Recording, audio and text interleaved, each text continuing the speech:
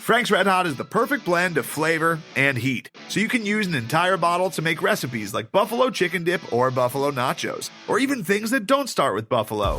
Frank's Red Hot, I put that on everything.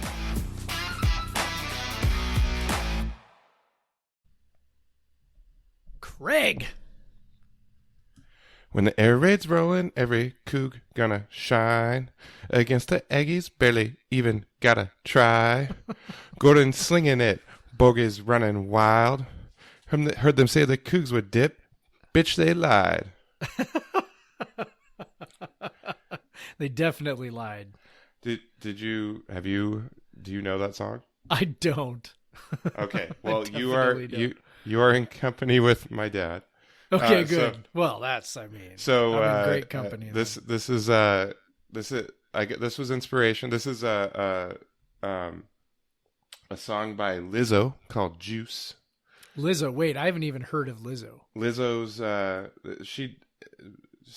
this song in particular is really funky, kind of pop. She does that kind of I don't know. It's pretty interesting stuff. But we were listening to it. Kyle Sherb was playing music that was made after 2004 at the post game tailgate. So what?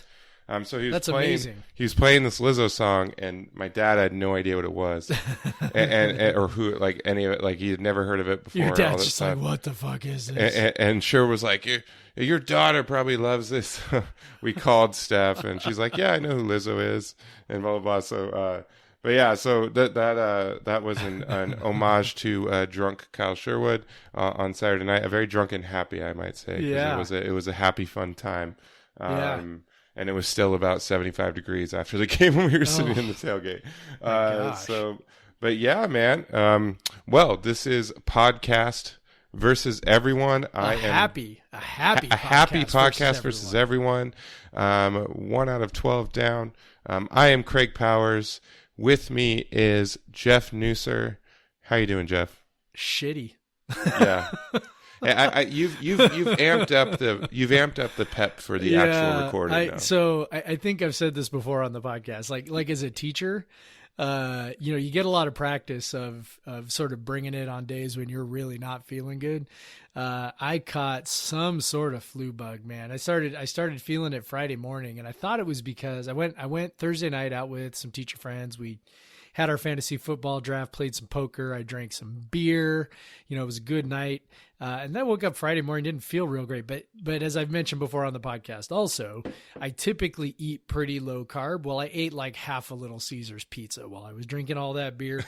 so I kind of thought, I just ate too much pizza and my body's pissed at me. Well, as it turns out, I have the damn flu. So I when we get to the beer section, I will not be having a beer. I've got my trusty water by my side, but I'm going to try to make it so that we can bring you this podcast on Monday morning. That's our goal, is to bring it every Monday morning for you guys, so that you've got kind of the instant reaction on your way to work on Monday. So we will record on Sundays, and damn it, not even the flu can keep me from recording this podcast with you, Craig. Not even the flu. Yeah. So go ahead. If you're not subscribed, if you're listening to this on Coug Center, whatever, hit subscribe, rate us 5 stars so other people can find us. You're also getting on Wednesday the Coug Center Hour with Michael Preston, and on Friday a short preview podcast each week from Jeff and I, a podcast versus everyone preview episode of the upcoming game. And it was pretty fun. I don't know. We did the preview on Friday, and I dug so deep into the New Mexico State roster that it was kind of fun to hear all the names called, when you've done all that research. And then, I know that guy. Yeah, exactly. I've heard of that guy. That guy's kind of doing what I thought he would be doing. But yeah, as far as beer goes, obviously you're not drinking a beer. No. I am drinking a beer. I spent the day driving through Yakima to drop my dad off and then back to Tacoma. So after about 6 hours of driving, I was pretty ready for a beer. And then after, getting about 4 hours sleep because I was in Pullman. So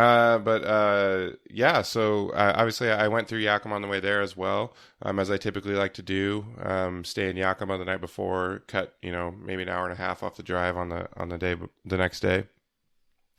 And so I actually went to a brewery there called Single Hill Brewing.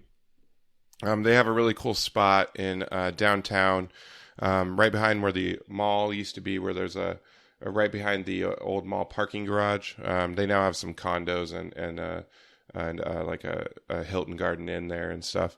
But yeah, they have a really cool location. Families can go there. They have a taco truck, like resident taco truck there, and they make really good beer. And one of the reasons I want to highlight them in particularly is because a friend of mine who is I've known since high school, but he also went to WSU at the same time I did. Ty, he's one of the founders, co-founders of the brewery, and also kind of does a lot of their marketing. He's a very talented marketer. They have their branding is super on point. It's very beautiful. It's really cool, and they do just a really good job if you follow them on social, kind of promoting themselves. And they're starting to get some notoriety on the west side, which is really cool. I'm seeing their tap handles pop up, and I'm seeing them every time someone is going to Yakima on my beer groups. People are recommending Single Hill, so it's obviously partially a Coug business, and so I definitely recommend supporting them. I know obviously I have a personal connection, but I think. Personally, a lot of their beer is really good. Some of the best beer you'll find in Yakima, and probably some of the best beer you'll find in the state. And what I'm drinking from them is Citizen Grain. It is a dry hopped Pilsner. It is super cold, and it is delicious right now because it is about 85 degrees in my office. I closed the windows because the neighbor was working in his yard, and it was loud. And so and plus I get kind of neurotic about him being able to hear me in the backyard. I live in a city. The backyard is just right over there. Right. His backyard. Our property runs right up next to each other, of course. Yeah, so this a really nice Pilsner. The dry hopping gives it great aroma. It's just really crisp. It's really clean. It's got a nice body to it. Really nice to drink. They do a lot of like Pilsner and light styles to go along with, they do the hazies, and they have like a raspberry sour that's very popular. But man, I love that they're doing Pilsners. A lot of breweries kind of shy away from that because they're harder, but they do them and they crush them. And like I said, they do, they've made a cool place to hang out in downtown Yakima. And so it's definitely a place to visit, and I'm, it's cool. My friend, a lot of us leave Yakima, but he wanted to stay there, and he wanted to make Yakima better, and he's definitely done that with this brewery. So highly recommend Single Hill. If you see him on tap at your local place, so go ahead and give him a try. Everything I've had from them has been solid, and they're Coug business, so go Cougs there. Go Cougs, always a good idea. Yeah, and speaking of go Cougs, 58-7, 6 consecutive touchdowns to start on offense to start the game. Man, that was the fun opener at home that I've just been waiting for years. Yeah, man, we haven't had many of those. Yeah, it's usually been either losses, of course, or just right. grinding, kind of difficult to watch games. But man, right. Just from the get-go, first possession, we can point out that Roderick Fisher, the local kid, got the start. How about and that? Very first possession, torches his defender like he has done all fall camp and all spring ball. And man, easy touchdown. Probably made Gordon's first touchdown pass about as easy as can be. That was pretty awesome. Yeah, he even underthrew it just a tiny bit. I mean, not to pick nits or anything like that, but he just kind of threw it to the open space and allowed Fisher to run under it. Yeah, people around me going, "What a throw!" And I'm like, "That's like the easiest yeah. bomb." Like he had a huge window with which to hit that ball. He was 3 steps past the corner with no safety in the middle of the field. Like all he had to do was get it around the goal line in that giant open space. I mean, again, we're going to spend however much of the next hour worshiping Anthony Gordon. So I mean, not to totally pick nits, but it's that says more about Fisher, that he was sort of so wide open that Gordon could just sort of throw it out into some space, and Fisher had plenty of time to slow down and run under it, and almost sort of catch it down by his waist and then walk into the end zone. So, and that's very how cool. And that's how it started. And then we had then New Mexico State came right back with a touchdown. We figured they'd get one or two somewhere. It was kind of a weird touchdown where it looked like the runner was down before fumbling, but he was down. Yeah, and like it wasn't even close. Yeah. Like I have no idea how. Like everybody knows about my staunch anti-replay stance, but I'm just like, yo, if we have replay, like that's sort of an obvious one, but whatever. But then when they come back, another big touchdown to Desmond Patman where he just absolutely obliterated a safety who was like, I don't know, it looked like the safety was coming down to cover him, and he just made one move, and that was all he needed. He got hit in stride from Gordon, and at that point again, Gordon hadn't missed a pass.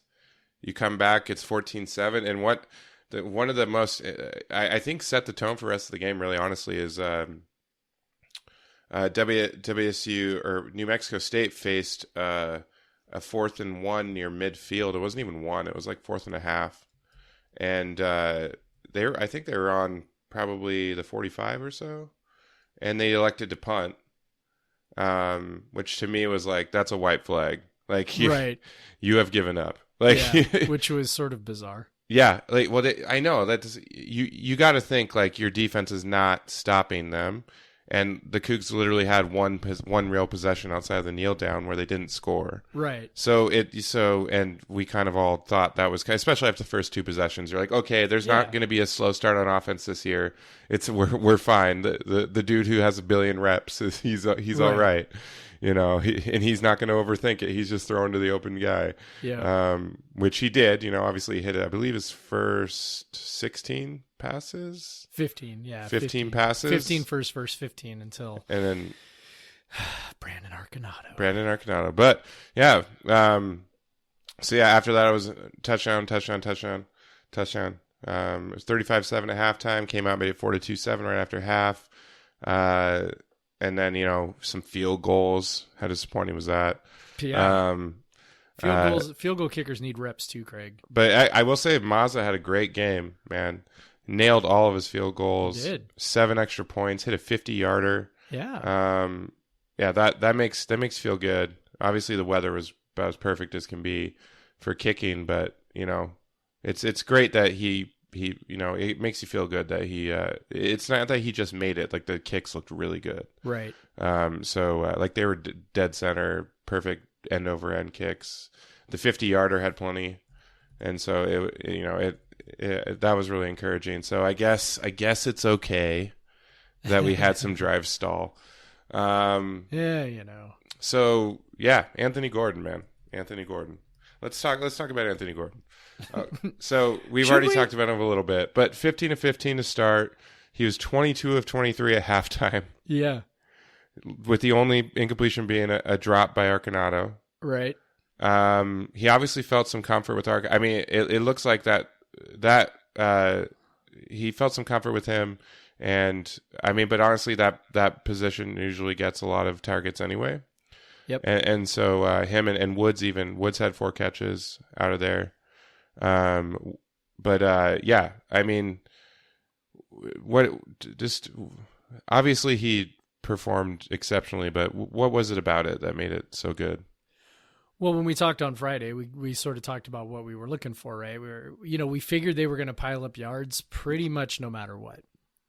That, it probably wasn't going to matter. I mean, it wasn't going to matter too much how the quarterback played, in the sense that New Mexico State's defense was probably bad enough that they were going to score. So, we said it's going to be a little bit about aesthetics, right? It's like, how does it look? How does it feel? Watching Gordon throw the ball, number one, he throws a gorgeous ball. Like that's not, that is absolutely not, that has not been oversold. He really does. In fact, I think the most impressive throw he made was a dump off to Borghi with a guy in his face, and he kind of sidearm slung it to him. And it was a spiral dart.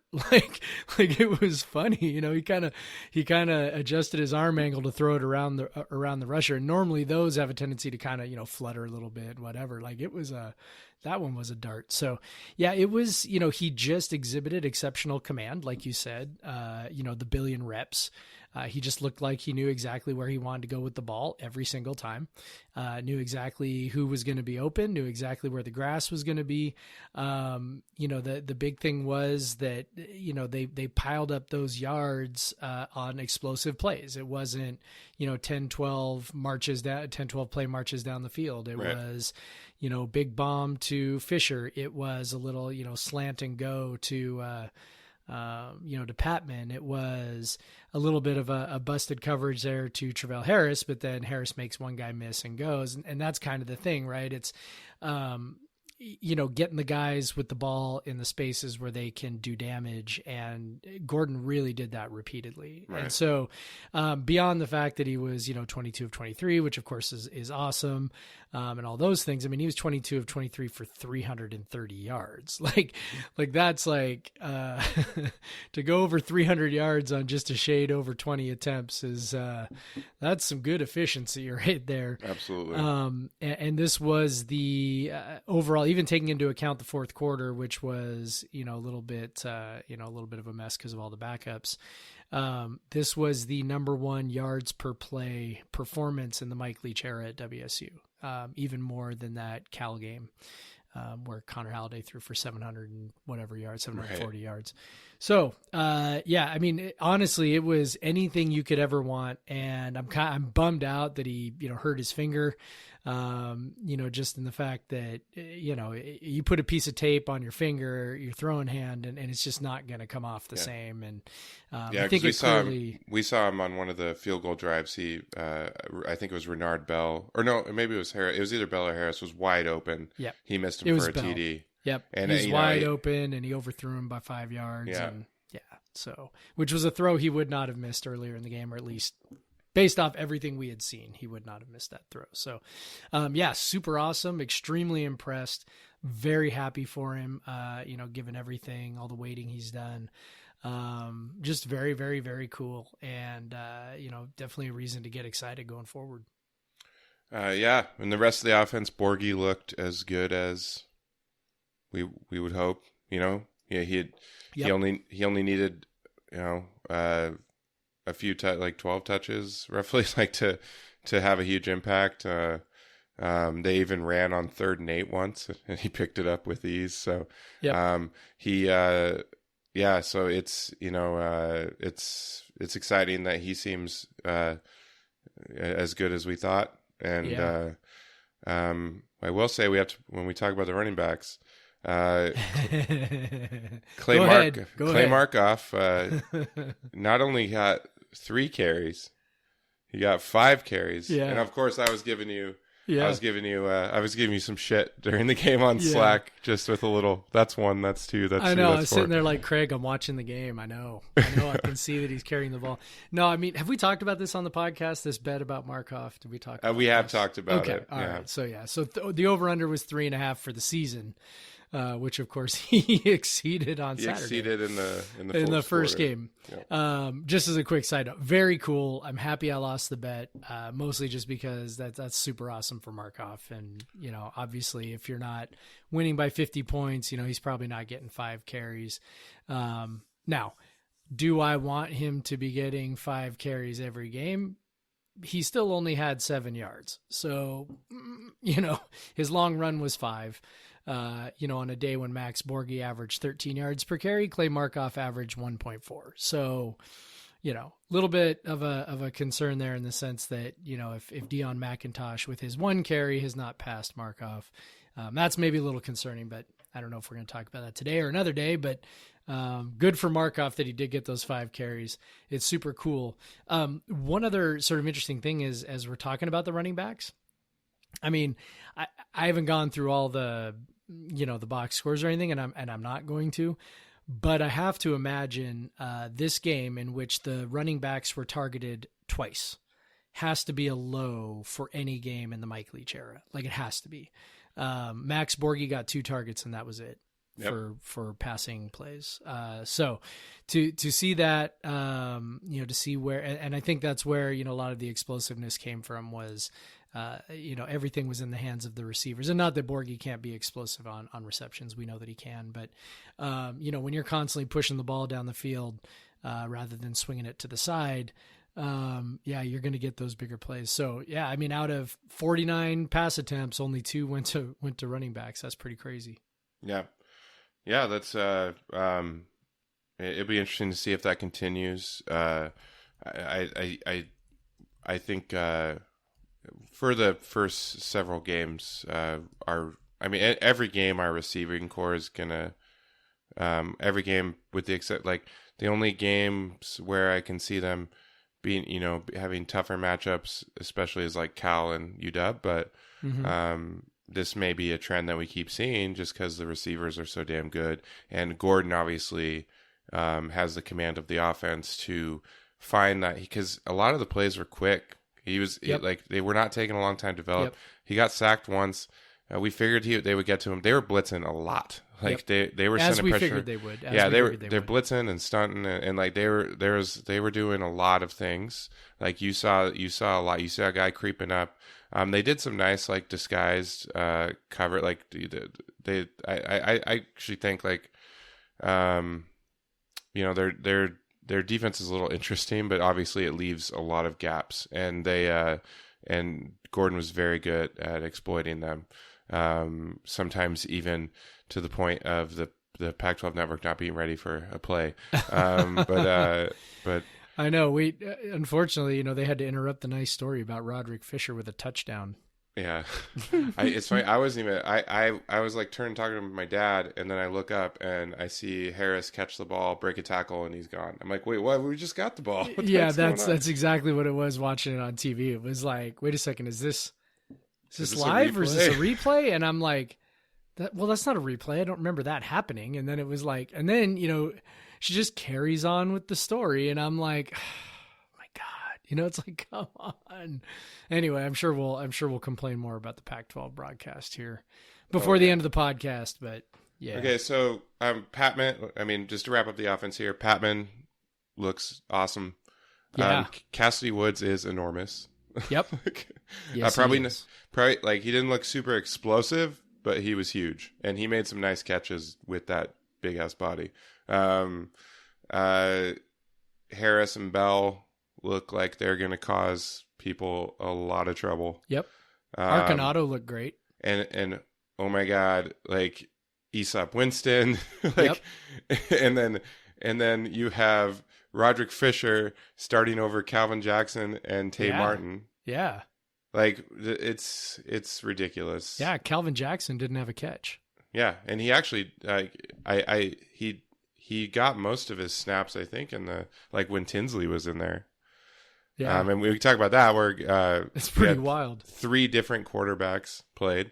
Gabrud threw a touchdown pass, and Tinsley actually looked solidly the number 3. Yeah, he definitely did. Not to drill into him too much, but he did not look very good. Yep. But what do you think of Gabrud? Yeah. Yeah, it's. I think Gordon was and Gabrud even was in there with the starting offensive line and a lot of starting receiver. Well, it doesn't even matter who the receivers are, but no. but he they had him in there with the starting offensive line. So, but he didn't look as in command as Gordon did for sure. Yeah, I think that difference was noticeable. And he looked fine, by the way. He didn't bad. If it was Gabrud, I think we'd be pretty okay. So. He was 9 of 11 for 76 yards, which works out to just about 7 yards per attempt, which is great. It's not what Gordon did, obviously, but you take 7 yards per attempt most any day in this offense. So, he looked fine. I'm glad he was able to get some of those reps. He played, I think, about 3.5 drives, something like that. I think that was weird how he came in mid-drive, because I was just like, oh my God, what's happening? I think they wanted to get Gordon a little. I think Leach was getting Gordon a nice little ovation. Maybe. I think he was playing. Maybe that's or maybe what it was. just Was there one? Because you couldn't tell on TV. Yeah, there There was. one when There Gordon definitely came was. off? Okay. Definitely was. That would explain. Yeah. Yeah, because on TV it was just like, wait a second, what just happened? You know? Yeah, it looked deliberate. But yeah, that was pretty. Was pretty cool. Yeah. Good. And they probably. I'm thinking Leach maybe wanted to make sure Gabrud was in like a kind of like positive situation there to start. Of course, then Gabrud immediately like snap goes awry. Right. Starts his WSU career with like -14 rushing yards play. Right. On a snap that was nowhere near him. Nowhere near him. It's that like, hey, amazing. What he's only like 2 inches shorter than Gordon. Well, like, it's not and it that was funny big of a- too because like Malago is looking at him like, what? And you can see Gabrud pointing like, dude, the snap was over there. Like, and he just keeps pointing off to his right, like, no, like it was over there. Like you could snapped tell that, it over there, you know. You could tell that from row 30 where I was. Like it's like that's nowhere near him because you saw him reach his hand over like completely, and the ball is still there's plenty of space. Yeah. Then the very next play they pick up the first down. So and he looked fine. You know, he looked good, and you know, like if he had a game full of that. As this, let's just say in a world where Anthony Gordon is not the starter and Gage Gabrud is, if he had a game full of that, we'd be like, okay, you know, I mean, it kind of looked honestly a lot like what, you know, Gardner Minshew looked like at the beginning of last year, right? You know, where, you know, the throws are maybe, they're not slow, but they're maybe just a tick slower than what you'd want. You know, a little bit of scrambling to buy some time when he's not seeing it, you know, that kind of stuff. And, you know, we would look at that and go, okay, you know, that's a good place to start. So, you know, I feel comfortable about that. And if anything ever did happen to Gordon, I think we all feel like, yeah, we got a pretty good backup. Yeah, absolutely. All right. Now, how about the defense? What's kind of overall impression of the defense? You know, they didn't look good. In general, I think they obviously played a lot better in the second half, figured some things out. You know, it's funny when we were talking about New Mexico State and how they were punting on that fairly early drive.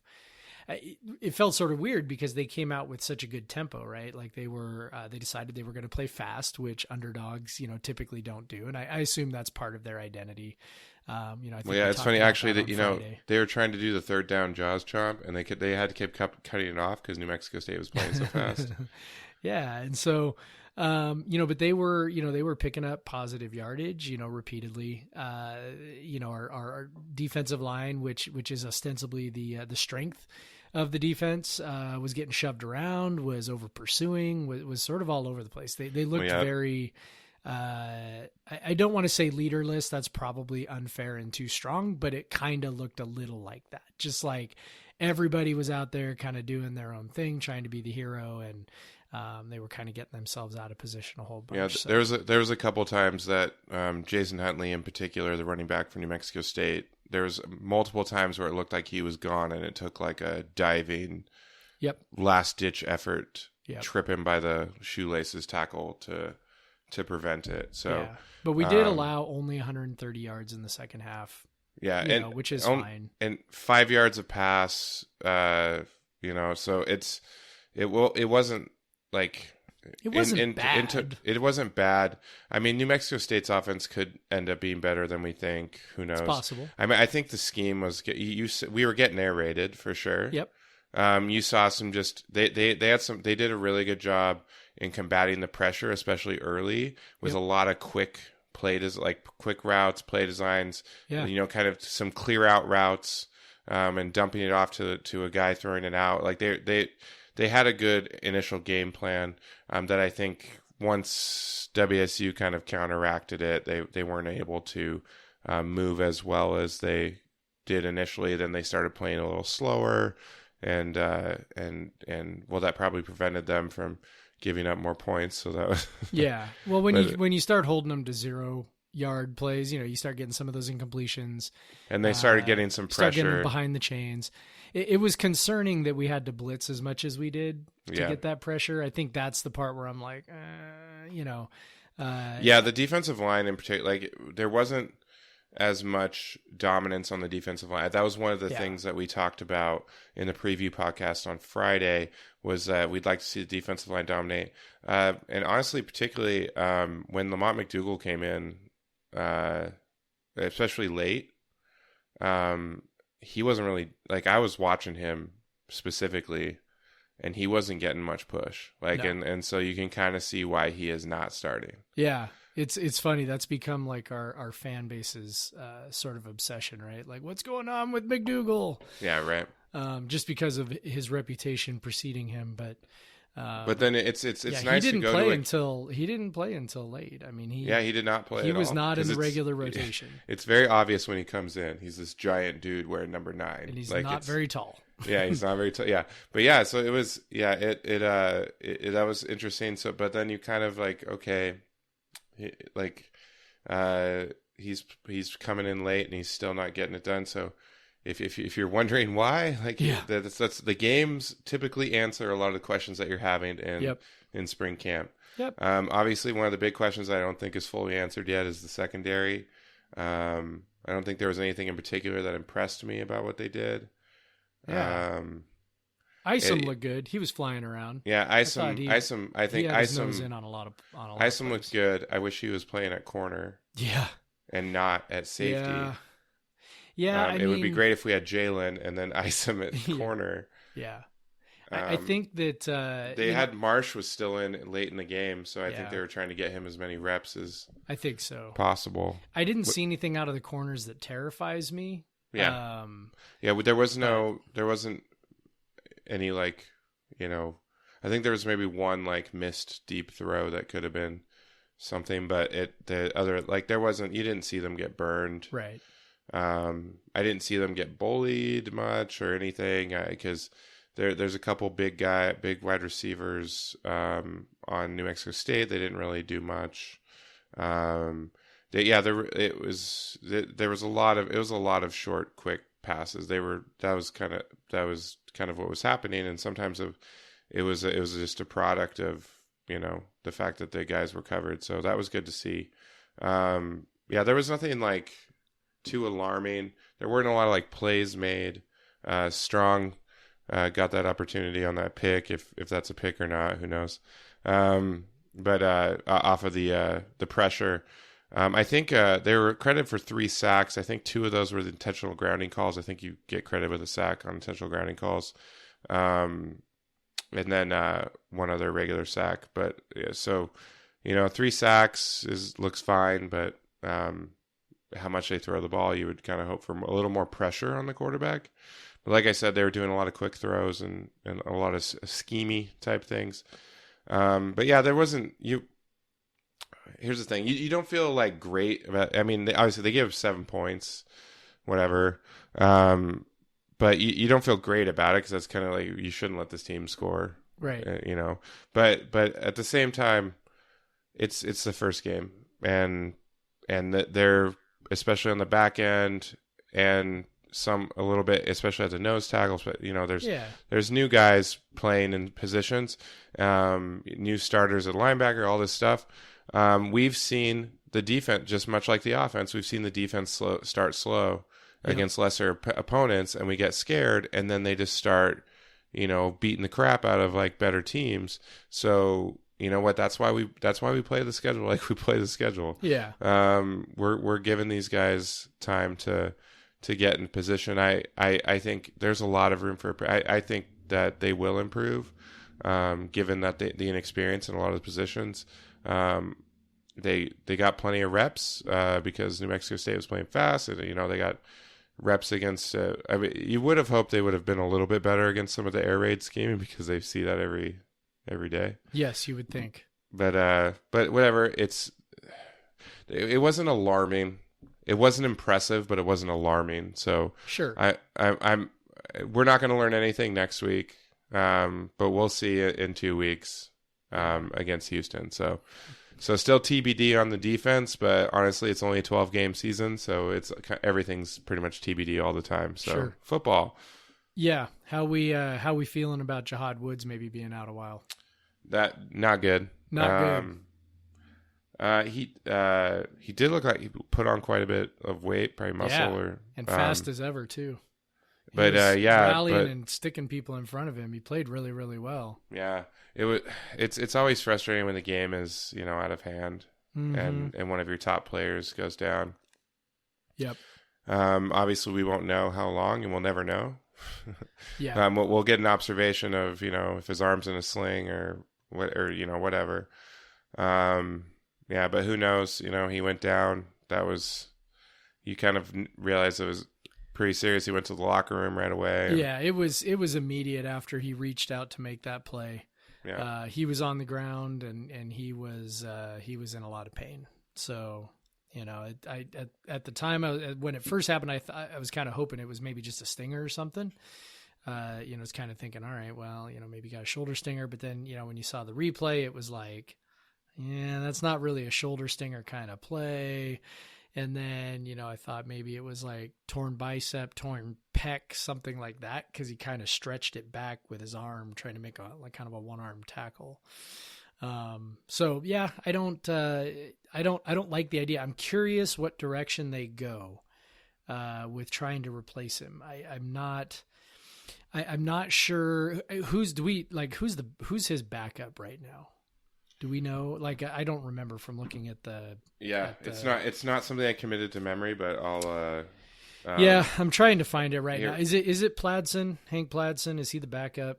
I can't remember. That could very well be. It seemed like that's Hank Pladsen who got an interception. But yeah, that was a pretty funny looking play. It was, but it was a hell of it was an athletic play. Yeah, it was very cool for him. Yeah, absolutely. That's what's fun in some of these games when we're just blowing doors off of someone and you get to see some guys have some moments, and that was nice to see. So we just need to go back to. I'm looking here. I found the game notes. I know we're stalling here. This is great podcasting. Let me tell you. So yeah, overall, I think that the game was. On offense, I wanted drop 70 for sure, and there was definitely the opportunity for it. Yeah. But I think especially when you saw Tinsley come in the fourth and stuff, it kind of the offense really sputtered, and even with Gabrut a little bit. Yep. And obviously after Gordon hurt his finger, got a cut or whatever it was on his finger.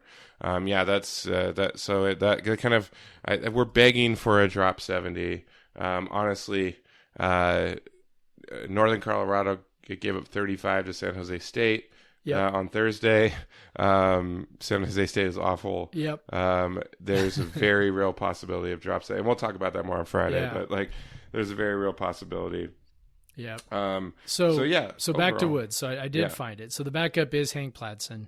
I'm curious to see if they just put Pladsen in there, or if they try to maybe work the other top two linebackers, which is Justice Rogers and Dylan Sherman, in those two spots. Maybe put Rogers in at that will. Yeah, I would think Rogers would be the choice. And Rogers did start at Mike, so he's the heir apparent there to Peyton Pelluer, it appears. They have Silvels in the mix at Mike as well. Yeah, I don't know that he played that much. It was hard to tell. I don't recall him playing much. I don't, because I feel like he would have stood out a little bit. Yeah. But who did play in the fourth quarter and did stand out quite a bit was true freshman Travion Brown, wearing the wide receiver number. Oh yeah, he was all over the place, and so I wonder if. I think it probably depends a bit on Woods' prognosis. I don't know if their plan with Brown was to, play him a handful of games and then, just kind of take the red shirt from there. Because he didn't come on the field until the fourth quarter. So, I assume that, they're not planning on making him a featured member of either, special teams or whatever. But, he did look awfully good. If Woods is out for some length of time, if the prognosis is not great, I do wonder if they might take him and work him in. I can't imagine them starting him right now, but I do wonder if he maybe moves up into that rotation, because he did look awfully good, and his number was super confusing to the terrible Pac-12 network announcers, and that was sort of funny too. Well, as an aside on that, Ray Beeford Jr., the cornerback for New Mexico State, wore number 1, and so did Jason Huntley, the running back for New Mexico State, and Glenn on the first several times that Huntley had the ball called him Buford Jr. So nobody's perfect. Even the best. Even the best. But yeah, definitely. Brown was all over. He's a big kid. And it'll be interesting. Yeah, definitely a different size-wise, different build than what we got in there now. But let's say Woods is out for 4 to 6 weeks. How does that change your thought or feeling about the defense and what it's potentially capable of? Definitely. I mean that you're coming down at that point. If you're just looking at it, because it's essentially at this point an off-season loss. Like you'd look like you'd be, if you look at it in the totality of things, you're down now. You're probably 2 best returning defensive players, and because of the loss of Thompson, and right. And then you add Woods on top of that, right. More experienced guys, playmaking guys. It's because really Woods, his explosiveness is what makes him so good and so different. His ability to hit hard, his ability to close gaps in a hurry, his ability to blitz. It's not, his athleticism. It's just, it's tough to replace, especially with his now experience that he has. And so, no, it's definitely, I think the defense will be worse, and it does scare you a little bit because the defense is already in question. And then you take away the defense's probably best player, and then it's then it's just concerning, especially in such an important position where we don't really have an obvious replacement. But who knows? We'll see what the other guys go. Hopefully we don't notice it. But most of all, hopefully Jahad Woods is not out 4 to 6 weeks. Yeah, that's the hope. I mean, obviously we won't know until he comes back. So we'll get Theo and Coug fan will probably say like, well, he was at practice, but he was in a sling or in a whatever. Yeah, we tend not to get as many of those during the season, though. That's true, because you could get they get in trouble for that kind of stuff. So I don't know. I'm sure there will be some chatter that shows up on message boards, but anyway. But yeah, so overall, that's kind of the big downer on the game that otherwise was pretty fun. I'll say one of the things that impressed me the most was the student crowd. I don't know if you could see it or feel it on TV at all, but they showed up. At kickoff, the student section was full, which never happens on Labor Day weekend. No. Never happens in non-conference play. I'm saying never as in not since I was in school, when we were coming off of, a Rose Bowl and stuff. And when you had to, if you wanted good seats, you had to wait in line for hours and all that. But obviously it's not been like that. But I think finally the culture with the students has changed. Someone pointed out to me on Twitter, like if you're a senior right now, or even a fifth year senior, like you wouldn't just a regular student, you wouldn't know a losing WSU team, right? And you wouldn't know a non-bowl WSU team, right? Like you, and you're coming off an 11-win season. Like I think finally after the damage it took during the Wolf era, like the culture has changed. It's because they were coming out and they were yelling and screaming right on New Mexico State's first possession. Like they were loud on every down. They were into it. It wasn't just they were there to be there. Like they were there. Now they did leave at halftime, but honestly, it's a 7:00 game and it's 35-7. They can go have fun, whatever. Sure. I don't care. And it was hot in that stadium. And I can imagine it was even hotter in the student section, completely jam packed. It was funny because I was watching the game with a friend, and it was late in the third quarter, and they did a shot of the crowd, and he's like, "Is it always that empty?" And I was like, "Hey, earlier in the game, that place was full. Hey, you just weren't paying attention when they showed the crowd earlier in the game." But I was like, yes, after halftime, they tend to go get their night started. I mean, it wasn't, it was 27,000 people. There were a lot of empty seats on the alumni area for Yeah. sure. But Yeah. there was, I mean, That's given not that bad there's though. given that there's 3 games in September and all that, And and the opponent was terrible. and the And opponent it's was Labor Day terrible. weekend. Yeah. Like all of those things usually mean 20-ish thousand people. And there was just pretty around remarkable. Pullman, there was buzz, man. It was like it was definitely the most like exciting home opener.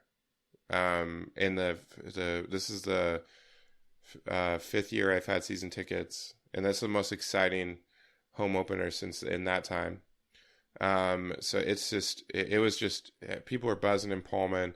There was this like confidence that we have, you know. Yeah. Yeah, it like when they were, you know, I got there early enough to see like all the intro stuff because actually the game ended up starting at 7:10, not 7:00. So I actually got there. I was trying to get there 10 minutes early, so I got there 20 minutes early. But they did when they announced the starters, and that's why I saw Roderick Fisher was starting. But man, when Anthony Gordon, they announced his name, people screaming, yelling, super excited. So people are paying attention. They like people know what's going on. They're into the program. The students are into the program, and that's super important. Not just now, but going forward, because we kind of had a lost generation of football fan students, which we could talk about probably on a later podcast. But yeah, it seems like it's back. Like football is a thing now again for the students. Like it's an important thing. When you have the student section full for one of the goddamn worst teams in the country. Yeah. Like it's now it's for them. It's about going to the football game. It's about the Cougs. It's not about who the Cougs are playing anymore. Where maybe even even last year it was more about who the Cougs were playing. But I think maybe how fun last year was, and we can thank some of that for Gardner Minshew. But like how fun last year was, the winning's fun, but then they also were super fun in the process of winning because obviously there was a lot of winning in the years before too, but it seems to have turned, and it's really cool. And yeah, I'm pretty happy. I think it's going to be a really fun season going to the games because like it's so much more electric when the students are into it and they're there, and I'm really excited for that. So Yep. yeah, all in all, it was a fun time. Not to rub it in, Jeff, but it sounds like you wouldn't have been Yeah, been it's up for it anyway. probably good that I didn't go. Yeah, Probably wouldn't have had that good of a time. So, but yeah, it was pretty great. You know, I was tailgating with Preston and Brian, and we were having fun. But yeah, so I'm excited. I'll be back next Saturday as well. all right. Hopefully it's a few degrees cooler. I've never felt like I was gonna like we were having to like everyone was chasing shade. I was definitely, you know, parking in shade. And Yeah. so How I hot felt was myself it getting during the afternoon tailgate? I mean, it was about 90, but then Oh. you're also staying on cement. So, Right. So it was a little humid too, like Yeah. more humid than Eastern Washington usually gets. So, Oh. yeah, so it was a little humid, a little hot. And then, you know, it's about 75, 80 when game time started, but you know, there's people around you right up next to you. So Right. it feels a lot hotter. So Right. it was definitely like the hottest football game I've been to in a long time at Martin. But yeah, and plus it was a really extended tailgating period because it's a 7 p.m. game. Yep. That'll always get you too, because you're like, what time should I start tailgating? And especially first game of the year, you're excited to start tailgating. Well, then, you know, like, let's start tailgating at noon or 1 or something like, and then like you're about 2 hours deep and you're like, this might have been a mistake. Probably should Yeah, have started later. my dad and I got into town about like we had a late start from Yakima. We got in town about 12:30. And then just dropped our stuff at the hotel and then drove up and parked. And so the lady was like, it's the first game. I just want to make sure you know you can't leave your car now. It's like, no worries. You can't move your car. You can't bring it back if you move it. I was like, it's okay.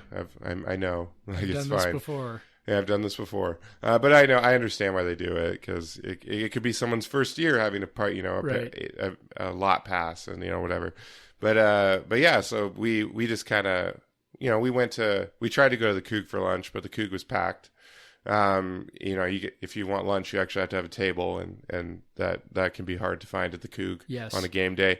But Valhalla, you know, that was a nice spot, air conditioning, had a nice burger and fries and a Sure, beer. they had the garage doors open. No, they had air had them closed conditioning. so that the air conditioning. Yeah, they had air conditioning. I It was see. not a garage door day. It was too Okay, hot for that. I got you. Yeah. All right. So yeah, but yeah, we did our normal ritual, go to the bookie, and then probably started tailgating around 1:30, 1 or 2. So it was a nice long tailgate.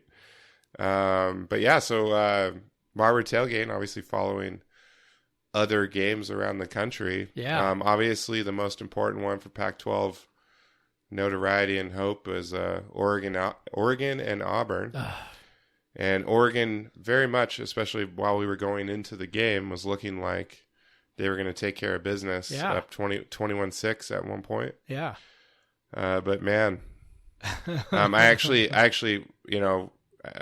was streaming the end of it on my phone in Martin Stadium. Like while Auburn was doing the final winning drive, I had it up on my phone. So LTE has definitely improved in Pullman. It used to never be able to do that. That's impressive, actually. Yeah. So I was streaming on ESPN on 4G LTE. The end of that game, and that was pretty disappointing.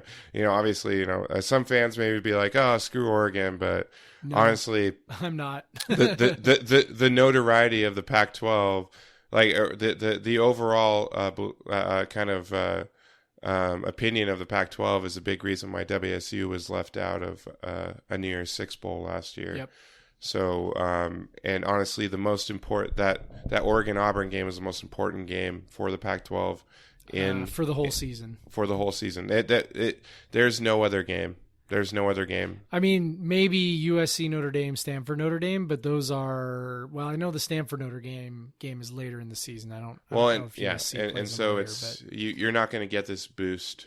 Like the early season games are where you get the boost. Right. It's because the narrative gets set unless you're the SEC when half your conference loses to terrible teams, and then it just doesn't matter. But I will say, so on the SEC point, one of the best times of the entire day, outside of just watching the Cougs roll over New Mexico State, we went after the game. We go back to BA's trailer, and we got ESPN on, and Scott Van Pelt did a segment where he just went over the SEC teams that were heavily favored that totally blew it. Yep. South Carolina, Tennessee, and Missouri. Yep. Yeah. So that was, we were just we were drunk. We're chanting SEC the whole time.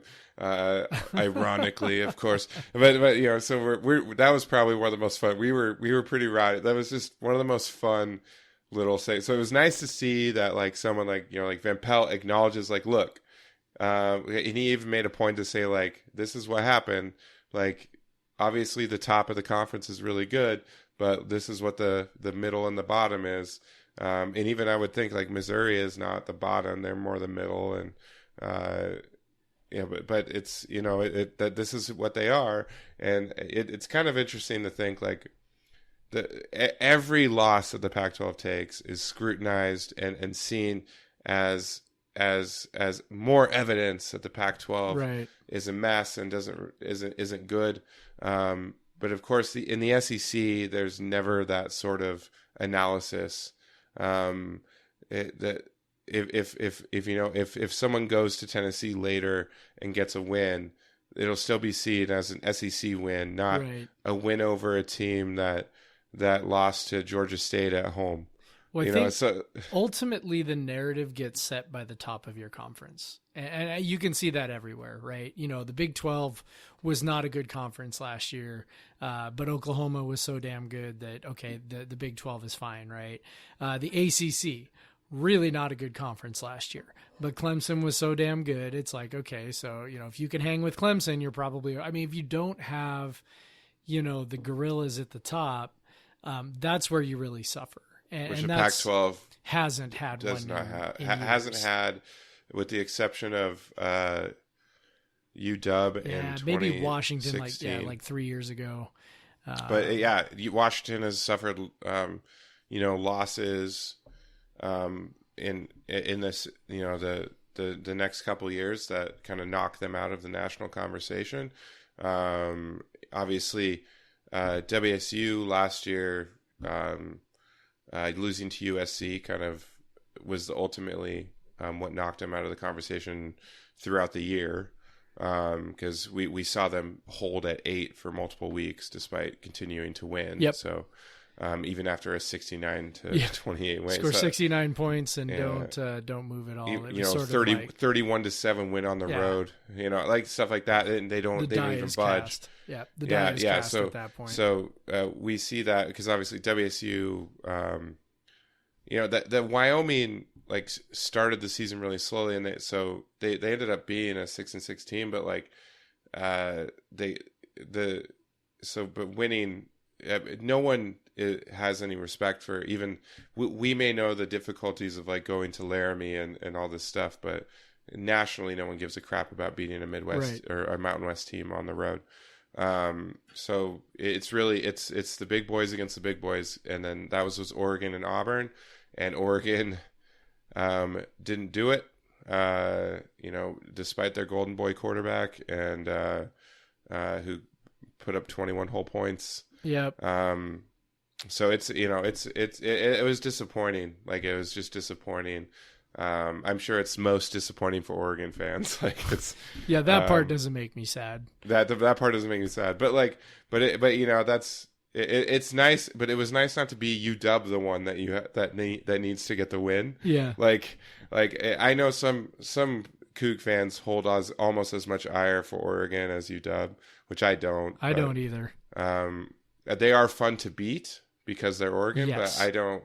I have no problem rooting for them for the sake of the conference. Sure. Obviously, I was more than happy to see UW lose to Auburn last year. And UW lose to Alabama in the playoff and all that stuff, Yeah. But Oregon, I definitely wanted them to win that game. I wanted them to be ranked higher all season and maybe be a top 10 team when we potentially beat them in Eugene. So it's they still could be. They still honestly, be. If they win, you lose on basically a Hail Mary, right? Yeah. Technically not on the road, but on the road. They're going to play Nevada, Montana, then Stanford, Cal, Colorado, and then they've got UW and us back to back. So, if they go on a little run here before we get to them, they could definitely climb back up into that area. I can't imagine they're going to drop all that much. I mean, they may drop, 4 or 5 spots, but they're certainly not going to fall all the way out of the top 25 or anything. And it's probably going to be a little while before they lose a game again. Stanford's probably the toughest one, but watching Stanford against Northwestern, that didn't make me think Stanford was all that good. Yeah, unfortunately, we had some problem with the local channels were not coming in. So oh no, we were stuck with even I was at Valhalla and that was happening, because people were asking them to put on Stanford. Yeah, well, and that wasn't working. I was gonna say other than Oregon. The conference had I saw 17-7. Yeah, I watched most of that game. It was pretty terrible. It was KJ Costello anointed one. Yeah, he took a total cheap shot at the end of the first half. Nonsense. Dude hit him. He was sliding. Dude came in, forearm shiver to the head and then to the throat. It was a super cheap shot. So I don't think he came back after that. And so Stanford, they relied on their running game, which was okay. Northwestern's offense looked like complete and total trash. They were fine. And I think the big thing was, the conference, other than, Oregon losing was bad. Not bad, but certainly not helpful, right? Arizona losing to Hawaii, whatever. I mean, Arizona's going to be bad. But everybody else, more or less did what they were supposed to. UCLA lost to Cincinnati. Okay, whatever. Like we know UCLA is probably going to be bad again. But, Utah, everybody else more or less avoided an embarrassing loss. Utah beat BYU. Arizona State took care of Kent State. Colorado whooped Colorado State. Oregon State lost to Oklahoma State, but, you expect that. Whatever. Yeah. And then, Washington whipped Eastern, and even Cal pulled away from UC Davis eventually. That was... that was hairy for a bit. That was hairy for a while. And I'll admit, that was one where I was kind of rooting for the Aggies. It was like... Definitely. Hey, once you're in the loss to an FCS club, yes, you kind of want to see everyone else lose to FCS teams. Yeah, everybody in the club, let's go. Yeah, come on, everyone join us. Yeah. Like, come on, let's get in. Let's. Yeah. It was think... the same thing. I was watching Iowa State, right? Iowa State was playing Northern Iowa, and I was like, come on, game of the day, lose this game, and then of course they didn't because Northern Iowa's coach is a moron and didn't go for two. Well, it's like you're gonna have to go for two on the next possession, so. Anyway, whatever. People have probably talked that to death already, but yeah, it was, it's college football, right? It's what we, as I wrote about, it's kind of what we love about it. There, crazy shit happens and coaches do inexplicable things and players do inexplicable things. And, it just is what it is. And we just sit around and enjoy it all day. And, even though, like I said, I didn't get to go to Pullman, I had a pretty good day sitting around watching football. It's quite a good time. Yeah. So basically, the Pac-12 schedule would have been an A if Oregon won. Yeah. But it's a D because Oregon didn't win. Yeah. Unfortunately, that's kind of what it comes down to. That's what it is. We probably should take a break. Yeah. Let's just finish it off. So yeah. Should we make fun of Chad Brown briefly? Let's briefly. Okay. So even at the game. On Twitter, I was seeing this, like, the analyst is calling us the Huskies. Over and over. Oh, my gosh. You got one job, dude. You got one job. He has been, to his credit, he has been... he's been contrite. Contrite. You're better with words than I am. Yeah, he's been contrite. He said, I'd like to apologize to all Washington State Cougars in all caps. All caps. This is on Twitter, of course. Listening to the broadcast last night, I got a case of the verbal yips and said Huskies a few times when I meant to say Cougars. I intended no disrespect. Like most teams, They never do. Go ahead. This is funny. Like most teams, I'll get better from game 1 to game 2. You're getting paid, dude. These teams ain't getting paid. Yeah. I understand the feelings about this. It's one thing to call a team the wrong name. It's quite another when you call them their in-state rival. Exactly, dude. Especially when it happens to us all the goddamn time. I think I don't know if you remember it, Jeff, when Tony Bennett got the Coach of the Year award, and it was on CBS, and he was being awarded the award. And the little logo next to his name was the UW logo. It's like, are you fucking kidding me?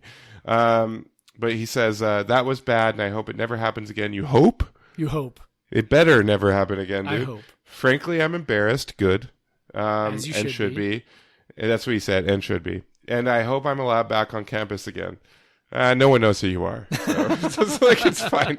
No one would have known who you are if you didn't make the mistake in the first place. Yeah. We were. It's funny. I saw Chad Brown, and I immediately thought Chad Davis.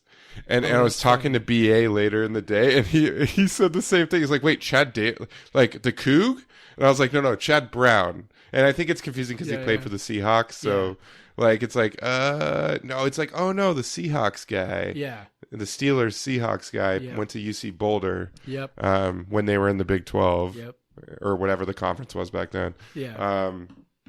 But yeah, so that was pretty ridiculous. Of all networks, Pac-12 network. Your analyst can't get one of the Pac-12 teams' nicknames right. So, that's frustrating. And the whole production was a clown show too. I mean, that's what I've the heard. other part that's frustrating. It's like, come on, like you want people to take this seriously, and then you're screwing up names, you're screwing up mascots, you're telling a story about Roderick Fisher while we're scoring a 55-yard touchdown. It's like,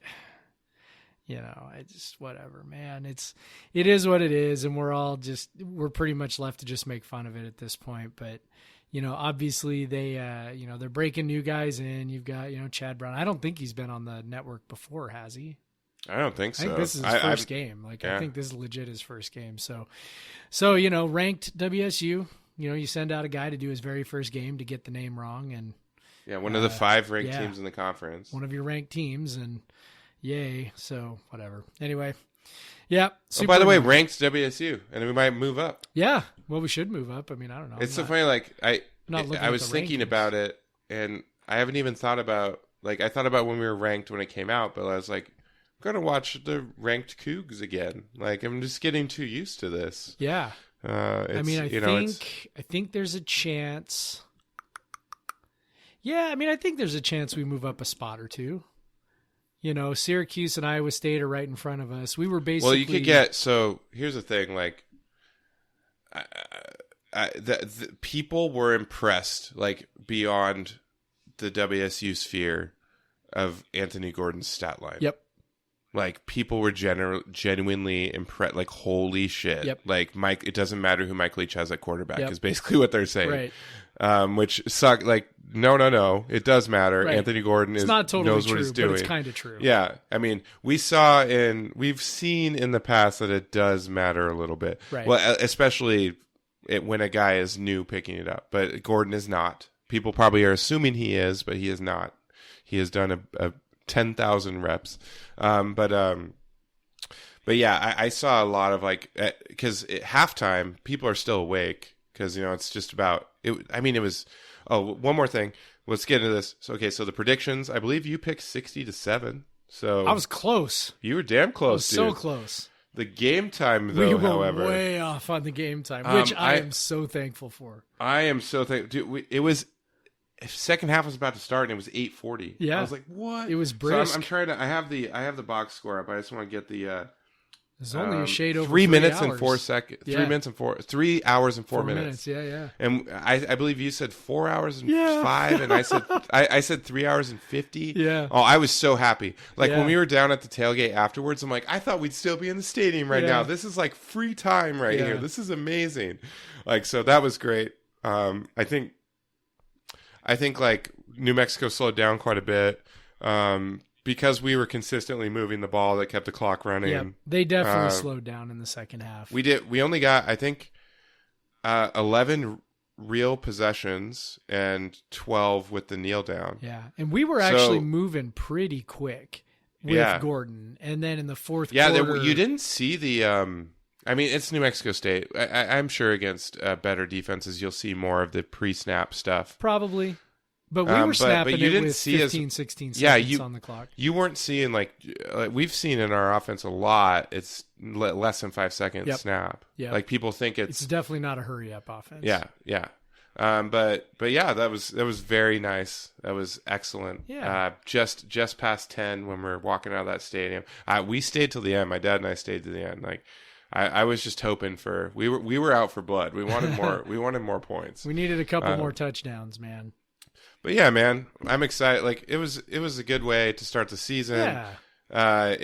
It was fun to just beat the goddamn piss out of someone. Yes, it was. And to do it so, like, just convincingly. And I know that, I mean, beating the piss out of somebody is probably going to always be convincing, but to do it with explosive plays, early. Yeah, to do it early and with explosive plays within the offense, right? Like, it wasn't, it wasn't broken. It wasn't pick sixes. It wasn't, somebody broke 18 tackles. They scored 58 points with... They had two turnovers deep in the territory. But 58 points. It was like 600 plus yards. Their most yards since 2016 Cal. Yeah. Which when they scored, I think 59 or something in that game. So, it was. I mean, still cross our fingers. Drop 70 against North Carolina, Colorado next week. But overall, I'm happy. I'm stoked. It's just it's a good time to be a Coug, and I'm excited to watch Anthony Gordon sling it around, man. Yeah, he's going to be fun. I just hope that finger thing doesn't linger. They didn't seem too concerned about it on the sideline or after the game, but yeah, you never want to mess with a guy's throwing hand, man. No. All right, man. Okay. Thank you for toughing this out with your flu, dude. I am nothing if not a gamer. If you listen to all this, give a subscribe and a 5-star review just for Jeff doing this with the flu. That's right. And please, in the comment, mention that Jeff did the entire podcast with the flu. I did it with and the flu. Also, Jeff, I'm really glad we do this remotely. Yeah. You do not want to be in the same room with me, right? All my children are off at grandparents' houses. They were out for the weekend anyway. Like, they're just kind of hanging out, but they were at least one of them was supposed to come home today. And it was like, maybe you could keep them one more night while whatever this thing is works its way through. So All right. Well, I just finished my crowler, so Good man. I think it's a good time to end this thing. There we So go. go Cougs, man. Go Cougs, Craig.